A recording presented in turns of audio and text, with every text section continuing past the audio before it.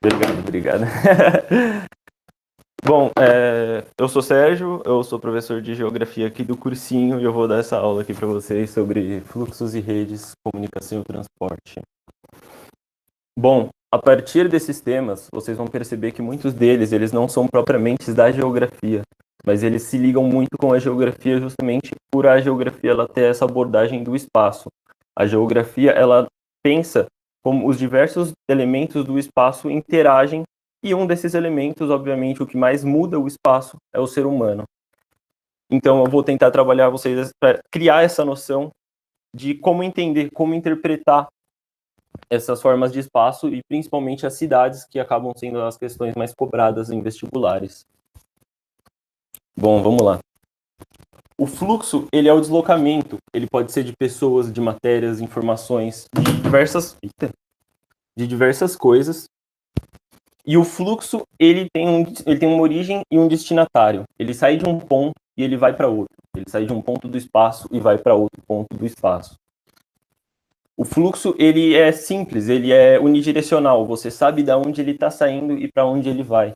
Você vê as pessoas saindo de um vagão de trem, você sabe que elas estão indo em direção à saída ou elas estão vindo da direção da entrada para o trem. Você consegue perceber um fluxo de água, um fluxo do rio, por exemplo.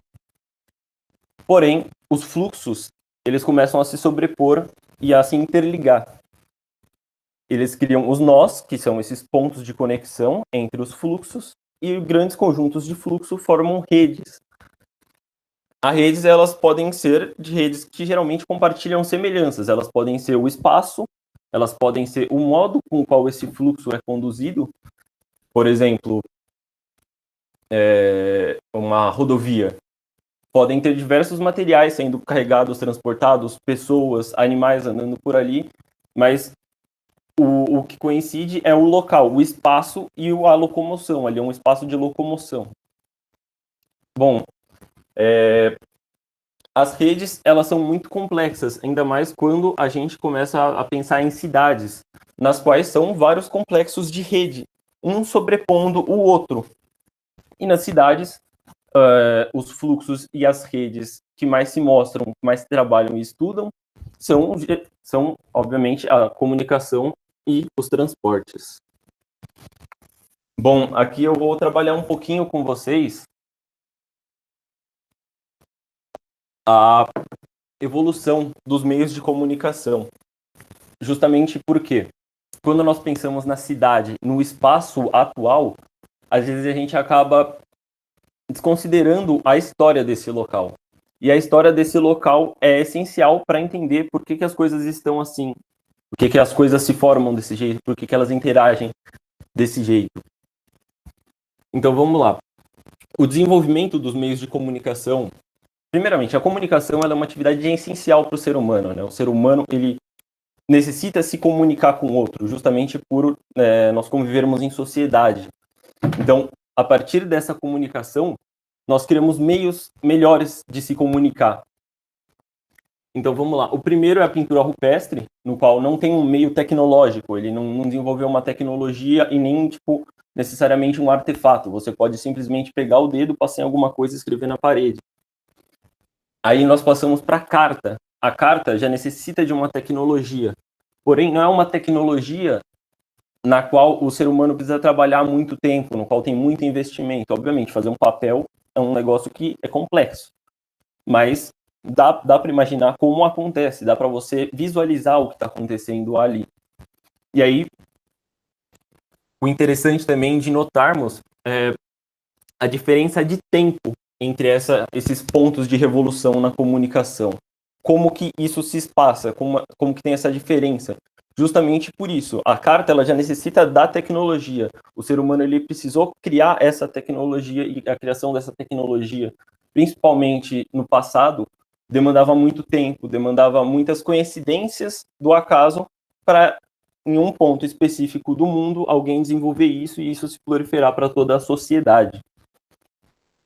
E isso nós estamos falando aqui o quê? Basicamente de 32 mil anos. Bom, o próximo é o telégrafo. Nós também notamos essa diferença. Perdão, é depois de Cristo, então são 42 mil anos. Bom, para o telégrafo, a gente também percebe essa diferença, mas essa diferença ela é menor em quantidade de tempo e ela é muito maior e muito mais visível na quantidade de tecnologia, de trabalho e de capital investido para conseguir aprimorar, para conseguir utilizar esse artefato. E aqui também é bom a gente notar, eu esqueci de falar, da carta para as pinturas rupestres. Bom, da carta para a pintura rupestre, o interessante é notar essa questão da espacialidade. Por quê? Porque a pintura rupestre, você desenha ela em um lugar, você escreve algo em um lugar, como, por exemplo, hoje é uma pichação. Ela vai ficar lá. As pessoas que passam e que olham vão ter o contato com isso. A carta, você tem alguém que manda e alguém que recebe a carta. Tem um fluxo. Já o telégrafo, ele já começa a criar essa espacialidade, essa questão de rede. Porque o telégrafo ele vai mandar o sinal e o sinal pode ser captado por qualquer um. Então você já cria uma noção de espaço, de um espalhamento desse sinal. Esse sinal vai para todas as direções. Ele vai para todos os lugares e depende da outra pessoa ter um artefato para conseguir captar e entender como que você está, a mensagem pela qual você está comunicando para ela. Bom, qualquer coisa, mandem mensagem. Eu estou aqui de olho. Eu sei que é meio bizarro, é meio complexo. A gente está falando de muitas coisas, muitos pontos que podem ser simples, mas como eles se integram é uma forma meio complexa. Sintam-se à vontade, de verdade mesmo, para fazer perguntas e comentários e eu vou ao máximo tentar responder vocês. Bom, na mesma pegada a gente passa para o rádio e no mesmo sentido essa diferença de tempo ela não é tão notável, porém a demanda de tecnologia e a demanda de estrutura necessária já começa a se evidenciar. Por quê? Porque o rádio, você não depende apenas de simplesmente o rádio. Você não pode mandar um sinal de rádio a partir de um rádio para outra pessoa. Você precisa construir antenas, você precisa ter ligações de antenas, redes de distribuição. Justamente por isso, para ocorrer essa demanda, essa comunicação, essa interligação de pessoas, é necessário um investimento estatal. Agora já entra o Estado no meio de comunicação. O telégrafo, por exemplo, você pode ter o seu telégrafo, o telégrafo de outra pessoa, ou por empresas, né? Uma empresa, um governo. E agora não, agora a gente já tem que falar de uma estrutura criada pelo Estado para prover essa comunicação para a população. Bom, a próxima, no mesmo esquema do rádio, porém, ela quebra uma outra barreira, que é essa barreira da quem manda para quem, entende? A questão, como eu estava falando, do fluxo. O fluxo no rádio, você entende por quê? Porque tem a estação de rádio e que manda para você, que você recebe no seu aparelho. Vai ser sempre a estação mandando para você. Você não manda para a estação. No telefone, a gente já começa a ter essa questão do fluxo. Tanto o fluxo da espacialidade, na qual você pode abranger qualquer lugar do espaço. Não existem mais fronteiras, por exemplo. Você pode ligar para outro país, você pode ligar para outro continente. E você, por exemplo, não pode distinguir de uma forma simples como que esse fluxo está ocorrendo. Por exemplo, o telefone ele já é uma forma muito mais complexa de tecnologia. Ele já demanda um estudo, uma apuração muito muito grande da pessoa para ela conseguir entender como funciona. O rádio, por exemplo, existem muitas pessoas que simplesmente pegavam uma ferramentinha e consertavam o próprio rádio. O telefone ele já demanda uma especialização. Então, além de você criar as ferramentas, você tem que criar, por exemplo, lojas de conserto de celular, que tem hoje em dia até em estação de metrô. Para a manutenção desse sistema de comunicação, além de você criar as antenas para a disseminação do sistema telefônico, as empresas que constroem o telefone, você tem que criar um curso para oferecer para essas pessoas, para elas fazerem a manutenção do telefone das pessoas.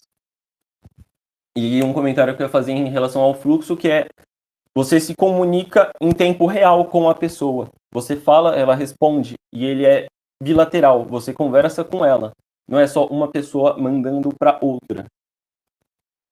Bom, aí a gente passa para a televisão, e a televisão, hoje a gente vê de uma forma banal, mas você poder transmitir uma imagem para qualquer pessoa, em qualquer lugar do mundo, é um feito, assim, é um passo muito interessante, porque justamente quando a gente for trabalhar nos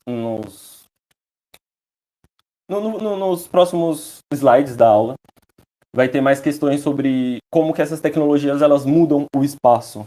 Por exemplo, um jogo de futebol. Antigamente, necessariamente, ou você ia estar assistindo o jogo no estádio, ou você ia estar com um radinho e você não ia visualizar o jogo. Agora, uma pessoa em qualquer lugar do mundo podia ver, por exemplo, um jogo que, de forma mais icônica, é o Pelé. Todo mundo no mundo, quase todo mundo no mundo, queria ver o Pelé jogando, cara. Era o rei do futebol.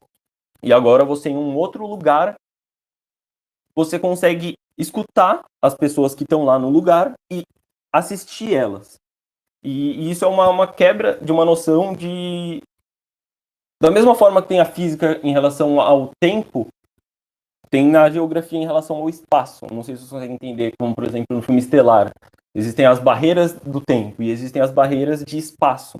E isso é uma das quebras de barreira de espaço, justamente você transmitir o que acontece naquele espaço por meio de um aparelho para uma outra pessoa, sabe? Imagina, se situa no local de uma pessoa que ela não uma pessoa do tempo dela, assim, em relação a antes da invenção da televisão. Você só imaginava aquilo, você não tinha como visualizar e perceber, e a partir de uma caixinha quadrada, você consegue ver os vários lugares do mundo, por exemplo. Minha avó até hoje, ela não se conforma como que uma TV acontece, como que aquilo está na nossa frente. E isso é muito doido, porque justamente eu, falando de minha capacidade, eu acho que eu não conseguiria fazer nenhuma carta. E hoje em dia a gente já está numa era muito mais avançada, muito além de rádio, telégrafo, telefone, e a gente convive tanto com esses meios de comunicação, eles já estão tão enraizados na nossa vida, e a gente não sabe as noções de como aquilo acontece, e a gente simplesmente assimila que aquilo acontece e torna como algo natural. E, por que você está falando isso? Isso parece uma viagem muito louca, e para mim não tem sentido nenhum do que eu vou usar isso no vestibular. Por exemplo, em literatura, quando você está lendo sobre outras épocas, para você entender melhor, para você se situar em relação ao personagem, para você sentir a empatia, sentir as sensações nas quais aquele personagem está sentindo, você tem que justamente se imaginar numa imersão naquele espaço na qual ele está. E justamente são esses...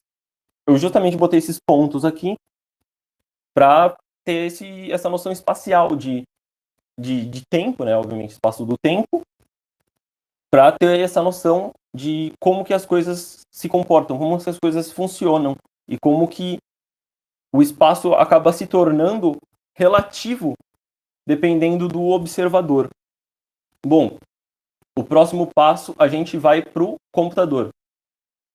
E mais uma vez reforçando, a diferença de tempo da TV para o telefone é considerável, mas não é não é algo tão imenso como foi em relação às pinturas rupestres à carta, ou à carta para o telégrafo.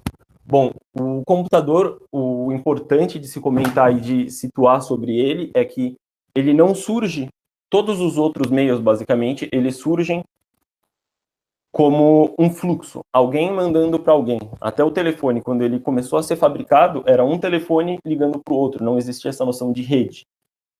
Porém, o computador ele já nasce com essa noção de rede, ele já nasce com essa noção de uma troca de informações. E ele justamente quebra com essa noção de ter primeiro o fluxo, depois o fluxo se desenvolve, se aprimora, se estabelece no espaço e a partir desses fluxos vão se ligando. Não, o computador ele quebra isso, ele já nasce como uma rede. E a internet ela reforça isso de uma forma assustadora, na qual basicamente ela liga todos esses outros meios de comunicação e quebra justamente com tudo, sabe? Tudo acaba se ligando a ela. Tudo depende, basicamente, hoje em dia, dela. Ela faz essa conexão entre tudo. E hoje em dia visível isso na geopolítica, por exemplo, em relação à treta que está tendo entre Estados Unidos e China e a implantação do 5G nos Estados Unidos. Bom, aqui é uma foto dos pontos de conexão de internet no mundo. Cada ponto desse, da escala mais fria para mais quente, quanto mais quente a cor, é maior o número de pessoas no espaço utilizando a conexão. E quanto mais fria, é menor o número. Bom, a gente pode ver, e aí isso já começa essa análise do espaço, essa análise das cidades a partir desse meio de comunicação. Por exemplo, o vestibular vai te dar uma imagem do Brasil com esses pontos de comunicação, esses pontos de internet.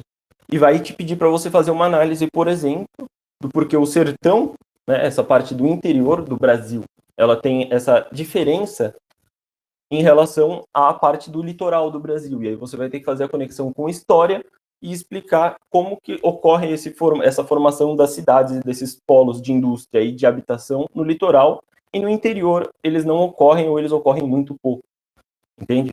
É assim que você vai pegar essa parte da geografia e muitas vezes você tem que fazer ligação com outras matérias para resolver o exercício que o vestibular ou o concurso vai te dar.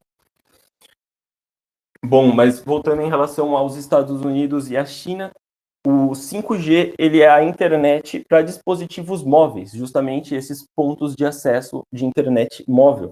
Ele é a evolução do 4G. A internet que hoje a gente tem no celular, ela é a 4G.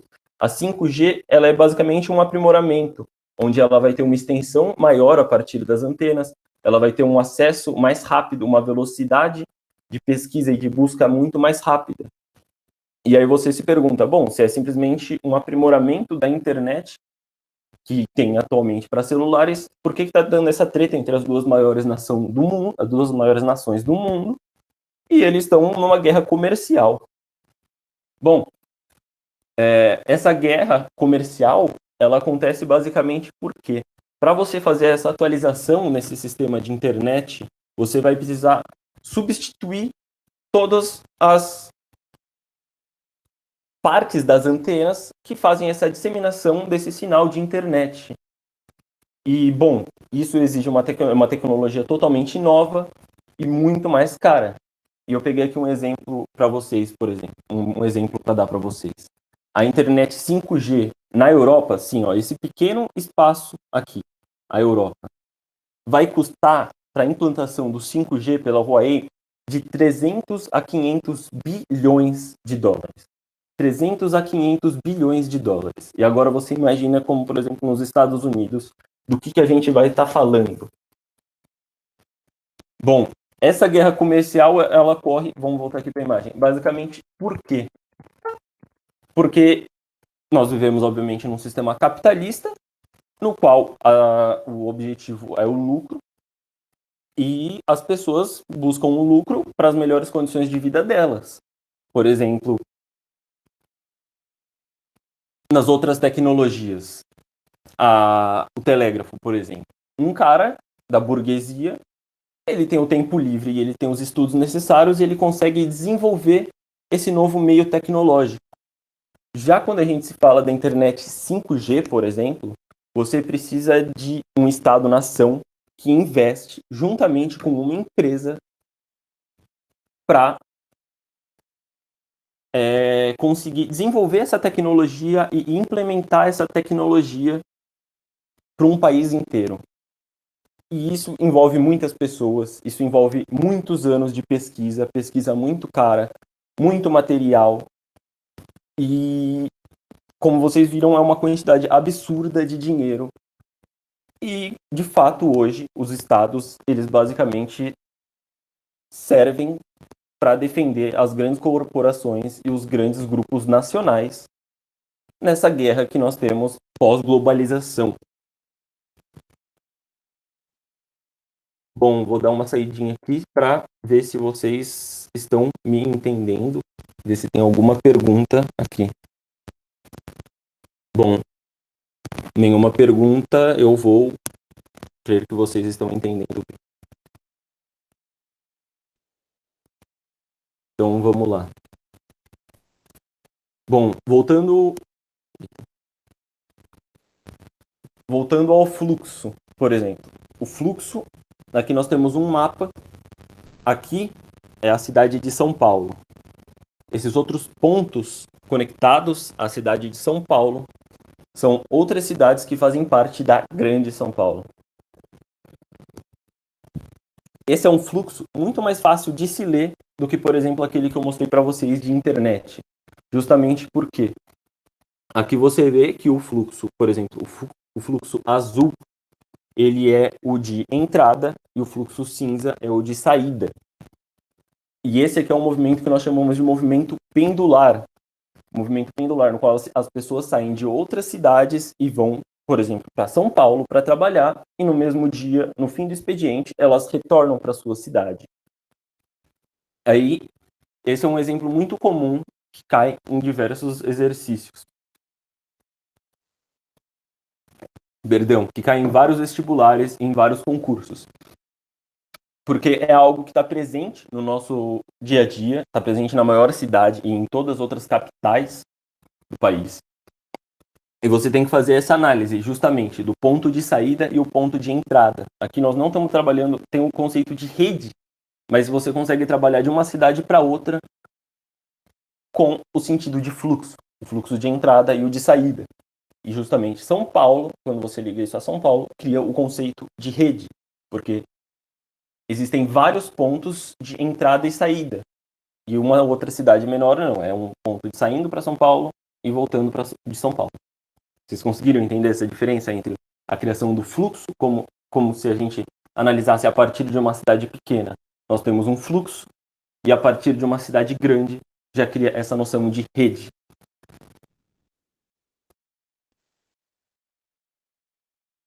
Bom, vamos voltar aqui. Eu vou falar um pouquinho de transportes agora para vocês, mas em relação a essa linha do tempo, eu não consegui achar algo decente que abordasse os meios de transporte dos quais eu queria falar. Então eu vou passar rapidinho, até porque o tempo está passando muito rápido. Então vamos lá. Bom, os meios de transporte que valem citar, por exemplo, aqui, nós temos a invenção da roda. Ela se dá por volta, os registros que nós temos da primeira utilização da roda estão por volta de 3.500 antes de Cristo. E justamente como uma pintura rupestre ou uma carta, a criação da roda, ela demanda simplesmente da capacidade do indivíduo. Ele só depende do indivíduo para a criação dessa tecnologia. E, obviamente, tirando o melhor meio de transporte, que é as suas perninhas, você desloca elas e você sai andando. É o melhor meio de transporte que existe. Bom, brincadeiras à parte. O próximo meio que eu queria falar, até porque eu me surpreendi com essa data, é o balão. O balão, existem registros históricos das utilizações dele por volta de 1 antes de Cristo. No século 1 antes de Cristo já existiam pessoas enchendo balões de ar quente, não para transporte, mas eles já conseguiam desenvolver essa ideia de que o ar quente sobe mais que o ar frio e eles soltavam balões. Futuramente esse balão vai ser aprimorado e ele pode ser utilizado para transporte de pessoas e para transporte de cargas. O próximo que eu quero falar aqui de meio de transporte, e eu vou gastar um pouco de tempo falando dele, é da caravela. A caravela, ela se desenvolve aqui, praticamente, no século XV. A caravela, ela é muito importante justamente por causa da globalização. A caravela, ela é um marco na globalização. E como você pensa isso em relação à geografia? A geografia, você vai pensar, a gente tem uma geografia baseada no Ocidente. A geografia ocidental, ela vai pensar basicamente a partir de Roma. E antes da invenção da caravela, o mundo era basicamente Europa, um pouco de Ásia e um pouco do norte de África. E a caravela, já existiam navios que possibilitavam o deslocamento no mar, mas não no mar aberto, no mar fechado, como por exemplo o Mar Vermelho, o Mar Mediterrâneo. Mas no mar aberto, no oceano, não existiam. E a caravela, ela justamente foi uma evolução no meio de transporte que trouxe essa possibilidade e com isso houve esses pontos de conexão entre partes mais distantes da Ásia, Oceania, Sul da África e América com a Europa. Bom, próximo meio de transporte que eu queria situar aqui um pouco para vocês nessa linha do tempo é o barco a vapor. Ele vai mais ou menos por volta de... eu estou falando muitas datas, aparecem muitas datas, mas não se apeguem a elas. Simplesmente tentem entender como que as pessoas se relacionam com os objetos de comunicação e de transporte e como que isso tem relação e como isso se sobrepõe no espaço. Justamente a caravela, eu esqueci de falar. A caravela, diferente do balão ou da roda, ela já depende de uma iniciativa privada, um grupo de empresários, juntamente com o Estado português, investiu muita tecnologia e muito tempo para desenvolver um barco para atender essas necessidades do capital deles. Bom, o próximo temos a locomotiva a vapor. Ela é muito interessante por conta de grandes deslocamentos em grandes extensões de terra, como Estados Unidos, Rússia, Europa, África. No Brasil ele é muito pouco desenvolvido, porém nesses outros existem grandes ferrovias que utilizam, e ele surgiu justamente com a invenção da locomotiva a vapor, por volta de 1804, mais ou menos. Bom, eu acho que eu vou ter que dar uma aceleradinha aqui, porque a aula está acabando. Bom, vamos lá. Pulando um pouquinho, eu acho que eu vou para o 14 bis, primeiro avião, 1906. Bom, o primeiro avião, ele entra mais ou menos no mesmo padrão que a caravela. Justamente porque, no começo não, mas posteriormente ele possibilita esse deslocamento entre um continente a outro, de uma cidade muito afastada para outra. A noção de espaço, o que é longe e o que é perto, com o desenvolvimento do avião, se altera muito. E justamente aqui entra uma questão da guerra, que a possibilidade e o interesse militar em utilizar esse meio de transporte cria um outro setor de investimento, que hoje é justamente o segundo maior. O primeiro é o investimento para estruturar esse meio de transporte ou esse meio de comunicação para civis, e o avião ele surge o interesse militar, no qual os estados eles começam a observar e a perceber que investir em novas tecnologias, investir em nova ciência, é justamente você criar armas muito poderosas. E nessa mesma pegada, a gente tem a invenção, quer dizer, a realização do lançamento do primeiro foguete em 1944. 1944. Tem até aqui do computador. Que é o primeiro foguete que atingiu 100 km de altura. E aí você pode se perguntar, bom, mas o foguete ele só serve para ir para a Lua. O foguete ele não tem nenhuma utilidade numa relação de geopolítica, por exemplo, entre um estado e outro. E aí está o erro, porque o lançamento de um foguete para o espaço e o lançamento de um foguete com uma bomba de um país para o outro necessita de pequenas alterações. E isso é muito interessante, porque a Guerra Fria, justamente, é um dos grandes símbolos disso, na qual o desenvolvimento da indústria não é da indústria. O desenvolvimento da ciência para estudo do espaço se estimula muito nesses dois países, e muitas pessoas acabam pensando que eles faziam isso justamente pela ciência ou pelo poder de se sentir superior tecnologicamente em relação a uma coisa que não teria influência na sociedade, sendo que não, eles estavam simplesmente desenvolvendo dispositivos que serviriam como transportadores de uma bomba.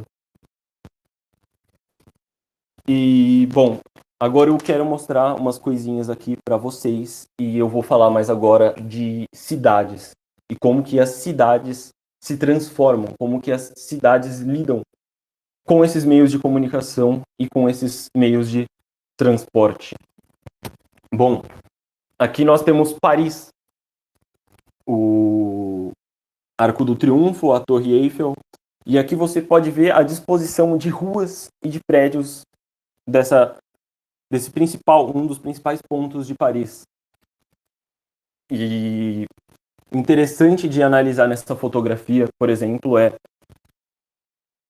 a Paris é uma cidade medieval, na qual as pessoas não possuíam carros. E olha como que a cidade ela é moldada a partir de ruas que só tem a utilização de servir como meio para os carros transitarem.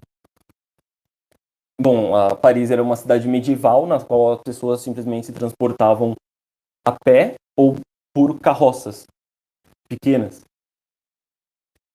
A Paris ela era totalmente... Existe uma comparação da Paris com favela, da Paris antiga, antes da Revolução Haussmanniana, que é o que eu vou falar aqui justamente com vocês. A Paris ela era simplesmente um amontoado de casas que foram se estabelecendo. A cidade ela foi crescendo, ela foi... Como a gente fala hoje, por exemplo, a São Paulo, Rio de Janeiro, a cidade ela foi crescendo, ela foi se desenvolvendo sem um planejamento. E com o Napoleão assume o trono, ele se torna imperador da França. Ele coloca na administração das cidades Haussmann. E Haussmann ele vai criar essa revolução. É algo que nunca foi visto antes. E o objetivo que Napoleão deu para Haussmann era mudar a França para conseguir melhorar os meios de transporte. Porque a França ela era uma cidade extremamente suja, extremamente precária em termos de locomoção e deslocamento de pessoas e de matérias. Bom, a partir disso, com muito dinheiro e muita tecnologia, Haussmann simplesmente desabrigou diversas dessas casas que onde você vê rua hoje, antigamente era basicamente casa. E isso foi uma das primeiras vezes que isso aconteceu na história. E por que a gente está falando disso aqui? Por que eu estou falando disso aqui? Bom, a cidade ela se forma através dos objetos, não das pessoas. Vocês conseguem entender que a cidade ela não serve às pessoas, a cidade ela serve aos objetos. A cidade se molda a partir dos objetos. E isso, além de ser muito doido de se pensar, né?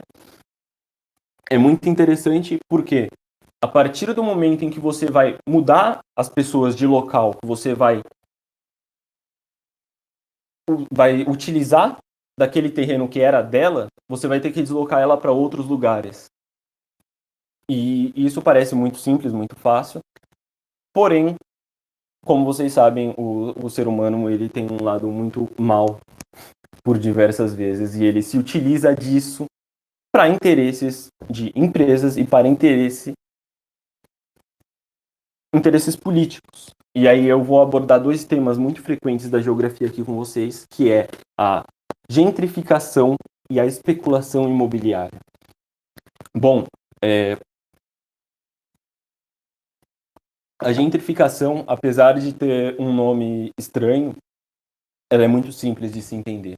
A gentrificação, assim, ela é uma espécie de apropriação cultural, só que em relação ao espaço. A gentrificação, ela se aproveita de um espaço que foi criado por uma população. Por exemplo, aqui na Paris, você tem um espaço que foi criado por essas pessoas que viviam nas suas casas e trabalhavam nas fábricas. E elas não tinham muito dinheiro, elas criavam pequenas casas e tinham que estar perto das fábricas. Por isso que tem esse processo de acumulação nesse centro de Paris. Não é na periferia ainda que está concentrada a pobreza. A pobreza estava concentrada justamente no centro. E era isso que eles queriam mudar. Então, a partir desse processo de uma gentrificação, dessa limpeza, não só social, mas também espacial, você acaba removendo essas pessoas do centro, de um espaço que era delas, e levando elas para a periferia. Um processo de gentrificação também que ficou muito famoso foi na Copa do Mundo da África do Sul, na qual, para esconder um pouco da pobreza que existia ao redor dos grandes centros da África do Sul, onde os turistas iriam passear e próximos aos estádios, o governo, o Estado, removeu essas pessoas dali e colocou ela em abrigos temporários nas periferias das grandes cidades da África do Sul, para maquiar a situação que eles estavam vivendo no momento. Bom, gentrificação é isso. Alguém tem alguma dúvida até agora? Alguém não entendeu o que é gentrificação? É muito importante gentrificação. A gente vai falar depois sobre Rio de Janeiro, sobre outras cidades nas quais isso acontece. Bom, vou voltar, hein? Ninguém falou nada. Bom.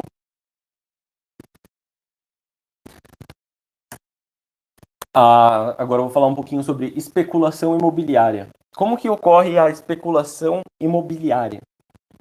A partir dessas mudanças, entendam a cidade como um ser vivo, na qual as pessoas são pequenas células desse grande ser. E essa cidade ela se transforma, ela se muta muito rápido, justamente por ser formada por pessoas que são movidas por paixões, por desejos.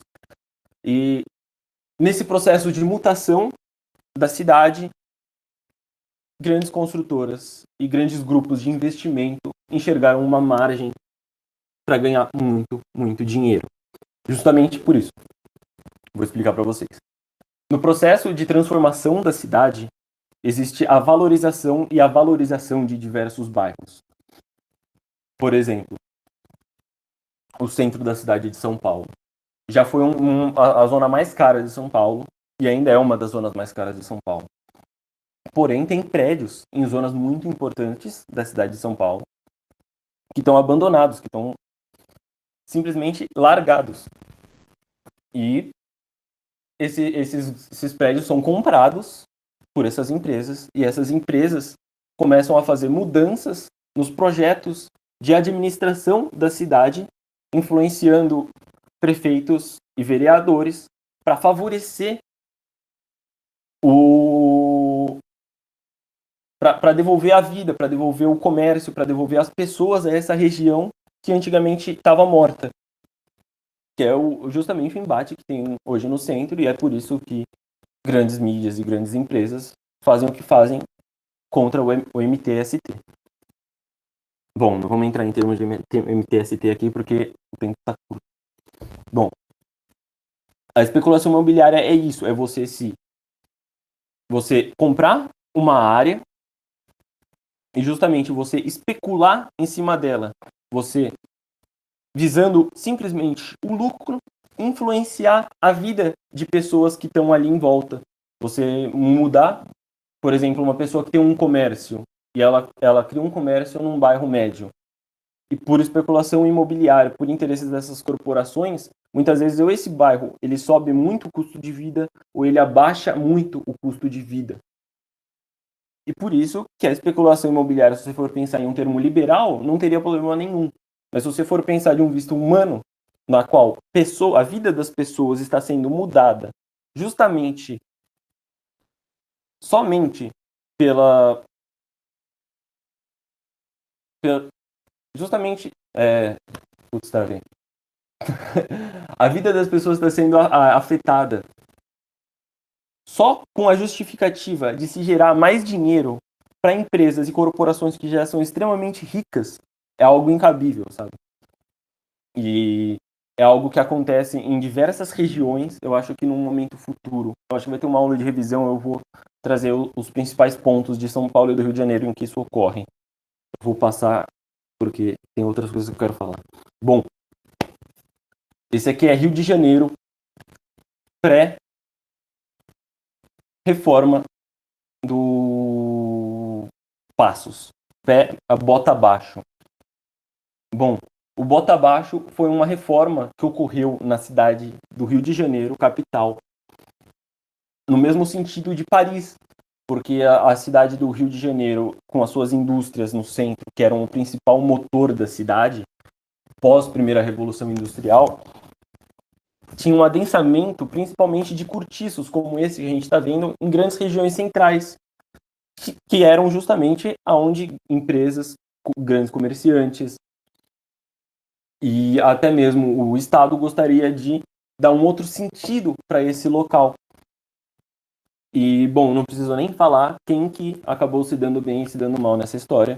Esses cortiços, eles foram removidos, essas pessoas simplesmente foram jogadas para a periferia do Rio de Janeiro por um acaso, por causa justamente disso. Os objetos, eles mudam a cidade se desenvolve e a cidade se muta.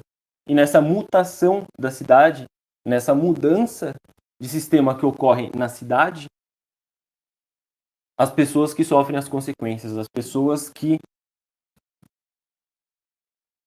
são vulneráveis, sendo que a cidade, por exemplo, deveria ser pensada para as pessoas e não para os objetos.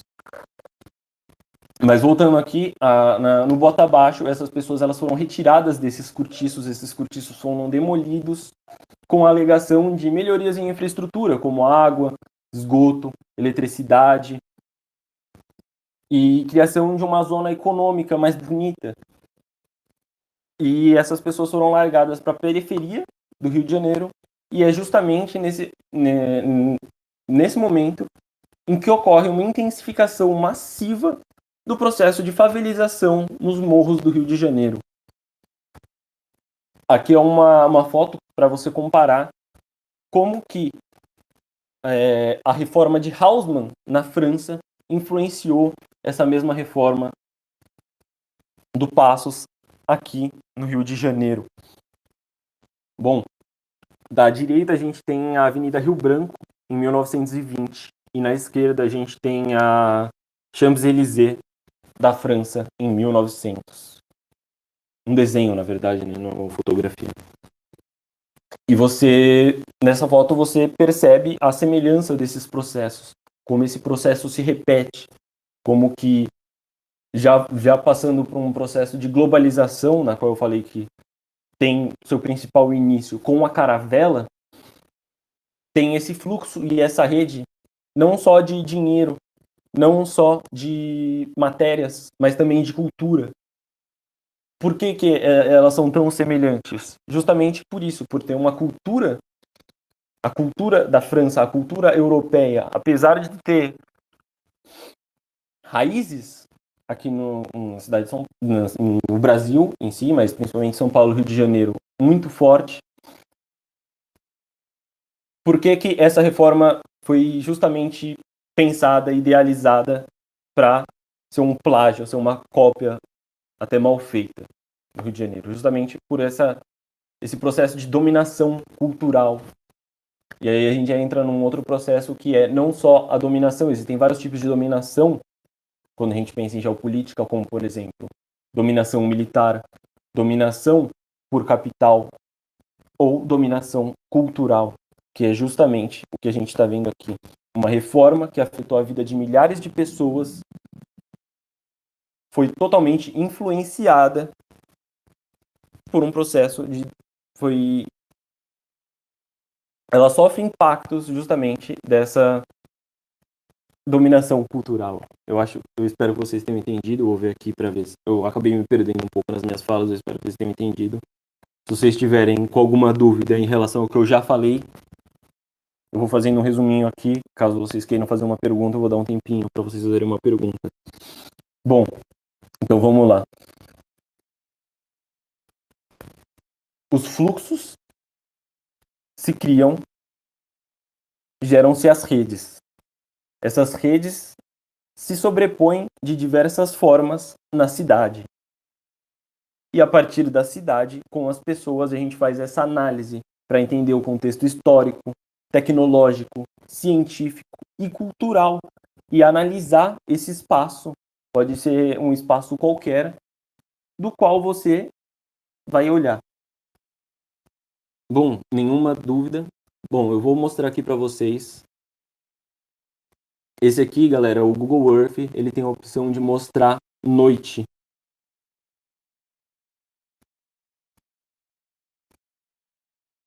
E eu quero mostrar para vocês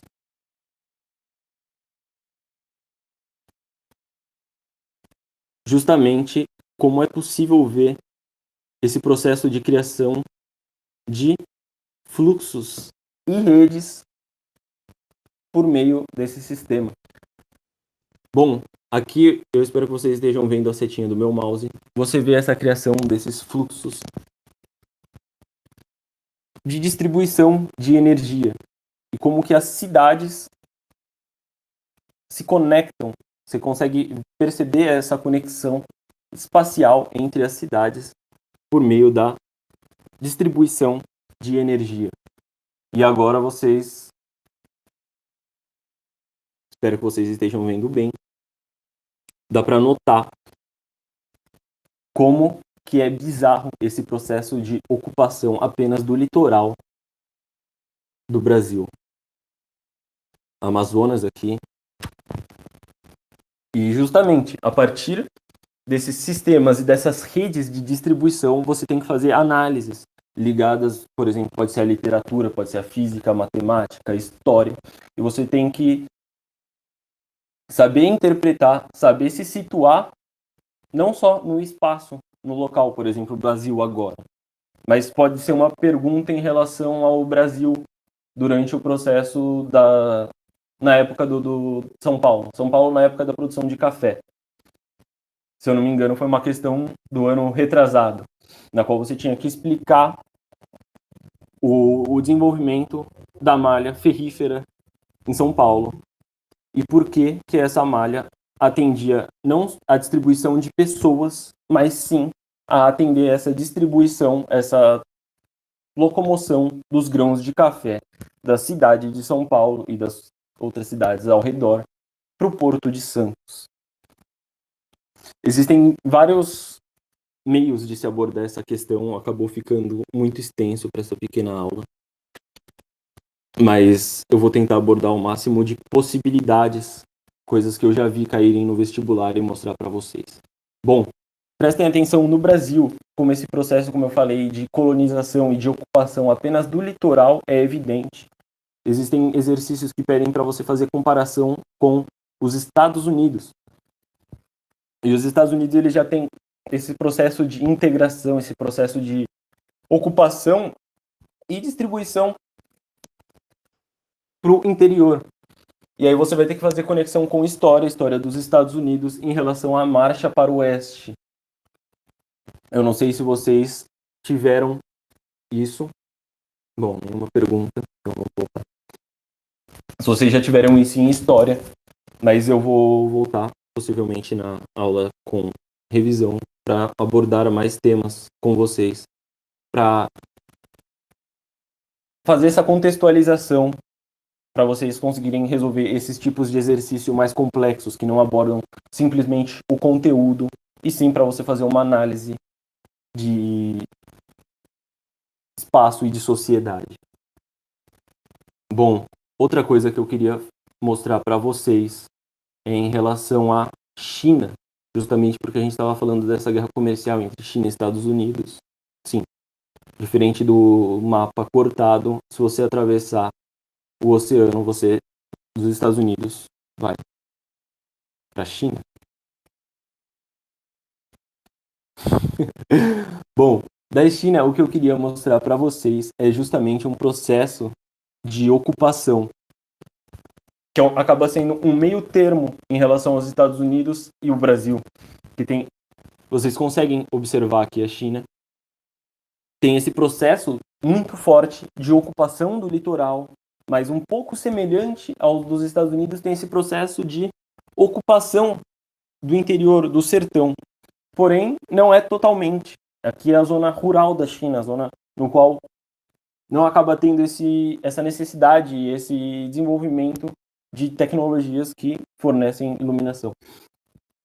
E eu queria mostrar para vocês justamente esses pontos de grande iluminação, de grande intensidade de habitações de pessoas. Na China, esses pontos são as ZEEs, ZEES.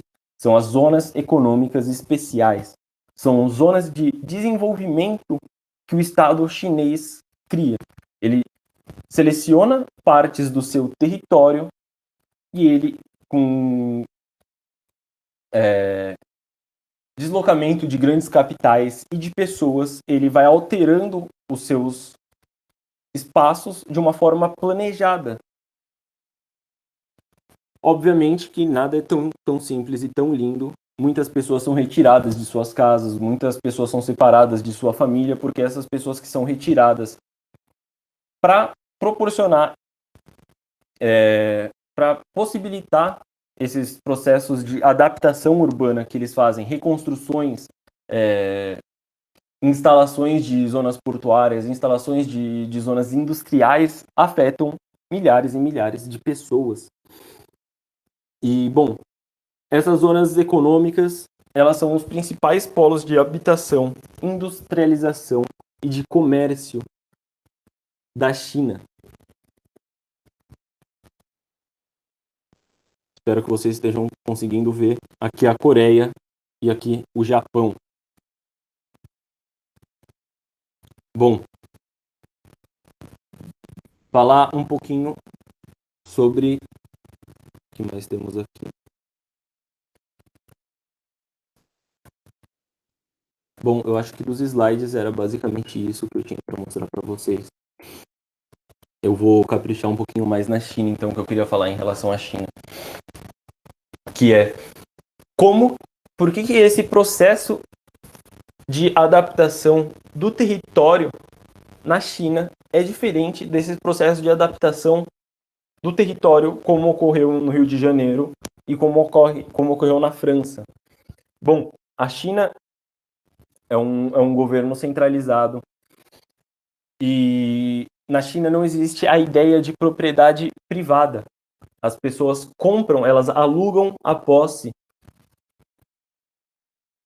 do local onde elas vivem e de onde a empresa se instala, por exemplo, por um grande espaço de tempo. Pode ser de 30 até 70 anos, se eu não me engano. Você compra, você na verdade aluga esse espaço para você. Você não se torna dono da casa, você não se torna dono do prédio. Você não é dono de nada lá. A propriedade é do Estado, não é das pessoas.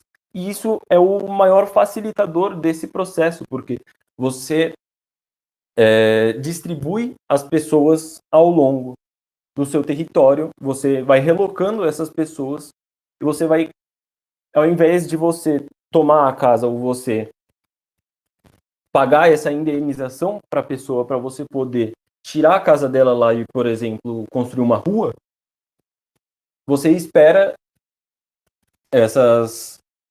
esses contratos de locação acabarem, ou você rompe com eles, indeniza a pessoa, e a pessoa sai, justamente porque não existe esse apego a essa materialidade. Existe, obviamente, o apego ao bem material na China, não tem nem falar isso, mas não existe esse fetiche em torno desse apego ao solo, desse apego à casa. E, bom, existem diversas maneiras de se ver e analisar isso, até porque analisar a China é muito complexo, porque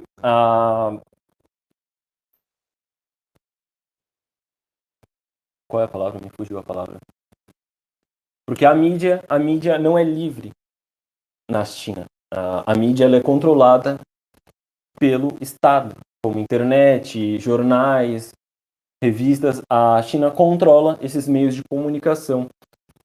E, por exemplo, você não tem como saber com precisão como realmente ocorrem essas transformações, o que as pessoas sentem, o que elas pensam sobre aquilo que está ocorrendo com elas e se elas criticam ou não como ocorrem essas mudanças, como que elas são tratadas durante essas mudanças.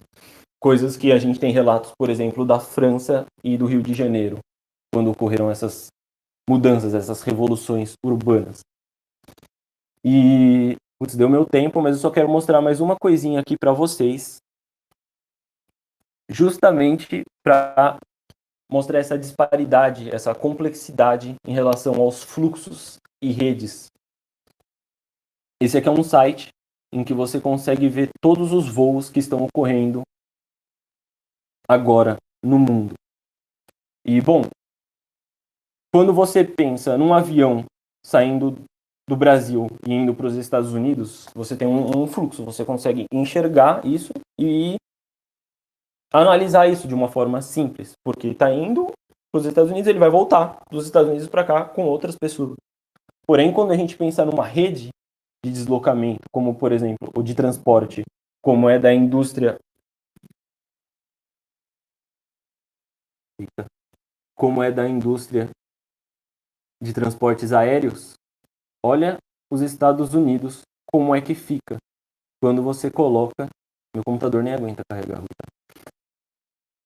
Olha como é que fica essa rede. Como que você cria uma análise dessa rede.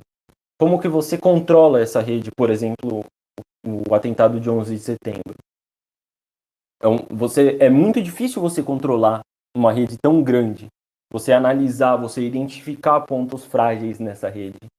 E é justamente isso. Os fluxos, eles vão se ligando, eles vão se interligando e criam-se redes grandes, gigantescas, das quais às vezes até foge o controle. Você foge a capacidade de um ser humano sem a ajuda de um aparelho para você conseguir interpretar, por exemplo. Um mapa você não consegue fazer, um mapa físico, você não consegue fazer a menor ideia do que está acontecendo aqui nessa balbúrdia. Bom, eu acho que é isso. Eu acho que eu já até estourei o meu tempo.